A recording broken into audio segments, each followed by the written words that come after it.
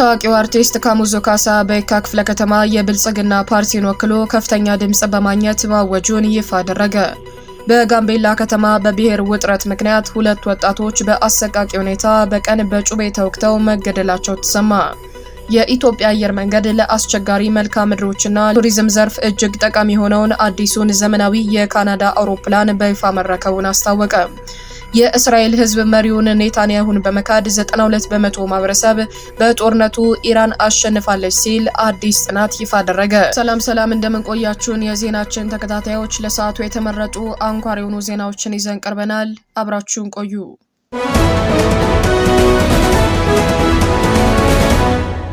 በየካ ክፍለ ከተማ የብልጽግና ፓርቲን ወክሎ ለምርጫ የቀረበው ታዋቂው አርቲስት ካሙዙ ካሳ ለአካባቢው ነዋሪዎች ከፍተኛ ድምጽ በማግኘት ማሸነፉን በይፋዊ የማህበራዊ ትስስር ገጹ አስታውቋል። አርቲስቱ የምርጫውን ውጤት ተከትሎ ለነዋሪዎችና ለመራጮች የእንኳን ደስ አላችሁ መልእክቱን ያስተላለፈ ሲሆን ለተደረገለት ድጋፍም ጥልቅ ምስጋናውን አቅርቧል። አርቲስት ካሙዙ ካሳ ባስተላለፈው መልእክት እንደ ብልጽግና ፓርቲ ከፍተኛ ድምጽ ማግኘታችንና በአካባቢው ማሸነፋችን ታላቅ ድል ነው ሲል የገለጸ ሲሆን የውጤት የህዝብ ድል መሆኑን በመጥቀስ ኢትዮጵያ አሸንፋለች በሚል በድል አድራጊነት ስሜት ስኬቱን ገልጿል።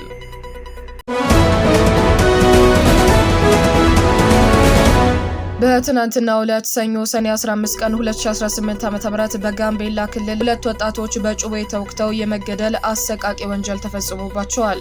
የመጀመሪያው ጥቃት ከቀኑ 8 ሰዓት ከሩብ አካባቢ በጋምቤላ ከተማ ወሎ ሰፈር እየተባለ በሚጠራው አካባቢ የተከሰተ እንደሆነ የተነገረ ሲሆን አንጃ በሻ የተባለ ወጣት በአኟክ ተወላጅ በስለት ተወግቶ ህይወቱ ሊያልፍ ችሏል።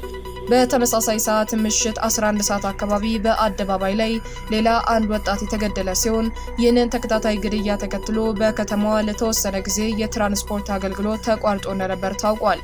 የከተማዋ ነዋሪዎች እንደሚሉትም ለዚህ ጥቃት መነሻ የሆነው ባለፈው ሳምንት በአንድ የአኟክ ብሔር ተወላጅ ላይ በፌዴራል ፖሊስ የተፈጸመውን ግድያ ተከትሎ የመጣ የበቀል እርምጃ እንደሆነ ተናግረዋል።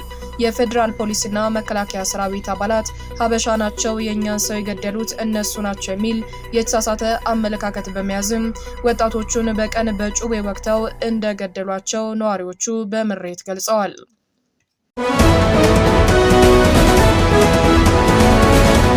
የኢትዮጵያ አየር መንገድ በካናዳው የአውሮፕላን አምራች ዲ ሃቪላንድ ኩባንያ ካዘዛቸው ዘመናዊ የዲኤችሲ-6 ትዊን ኦተር ክላሲክ 300G አውሮፕላኖች ውስጥ የመጀመሪያውን መረከቡን አስታውቋል።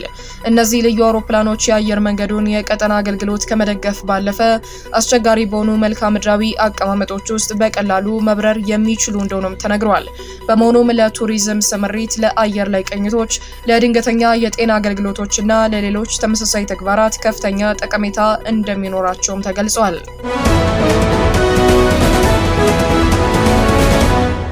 ወደ ውጪ ዜና ስናልፍ በዕብራይስጥ ዩኒቨርሲቲና በአጋም ላብስ በጋራ የተካሄደ አዲስ የህዝብ አስተያየት ጥናት እንዳሳየው 92 በመቶ የሚሆኑ የእስራኤል ህዝብ ከአሜሪካና ከእስራኤል ጋር በተደረገው ጦርነት ኢራን የበላይነቱን አግኝታ አሸናፊ ሆና ወጥታለች ብሎ ያምናል ሲል ይፋ አድርጓል። በፕሬዝዳንት ዶናልድ ትራምፕ አደራዳሪነት በአሜሪካና በኢራን መካከል የተደረሰውን የሂዝቦላህን ተኩስ አቁም የሚያካትተውን ስምምነት አብዛኛው እስራኤላዊ በአሉታዊ ጎኑ የተመለከተው ሲሆን 82.9 በመቶ ህዝብ ወታደራዊ ዘመቻው የእስራኤልን የረጅም ጊዜ ደህንነት አዳክሟል የሚል እምነት እንዳለው ተናግሯል። ይህ ጥናት ለጠቅላይ ሚኒስትር ቤንጃሚን ኔታንያሁ መጥፎ ዜና የሆነ ሲሆን ምክንያቱም 72.5 በመቶ የሚሆነው ህዝብ መሪው እስራኤል ትልቅ ድል ተቀዳጅታለች ሲሉ የተናገሩትን ንግግር ፈጽሞ እንዳላመናቸው አሳይቷል። ይልቁኑ 87.8 በመቶ ማህበረሰብ ሀገሪቱ ወታደራዊ ግቧን አላሳካችም ብሎ አምኗል።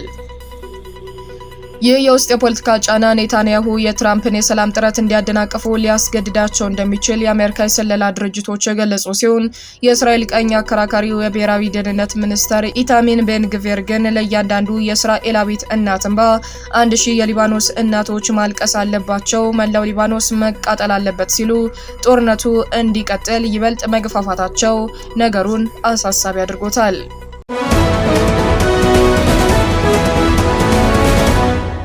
ለዛሬ ያዝናቸው መረጃዎች እነዚህን ይመስሉ ነበር። በሌሎች ዜናዎች እስከምንገናኝ ድረስ ሰላምና ጤና ለሀገራችን። መልካም ጊዜ።